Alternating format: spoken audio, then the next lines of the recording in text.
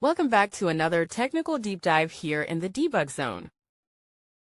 Today we're tackling a big question and breaking it down with us from other users. Hopefully this clears up some misconceptions and helps you get the answer you need.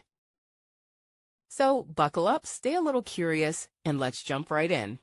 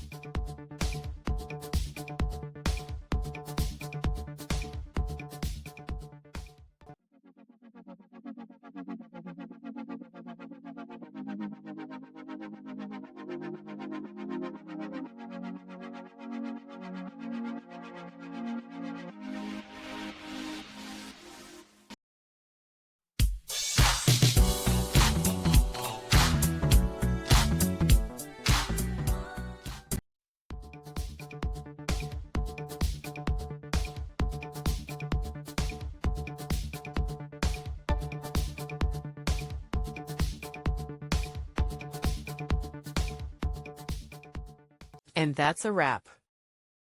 I hope you found the answer you were looking for. If you did, take a second to hit that subscribe button. It really helps out.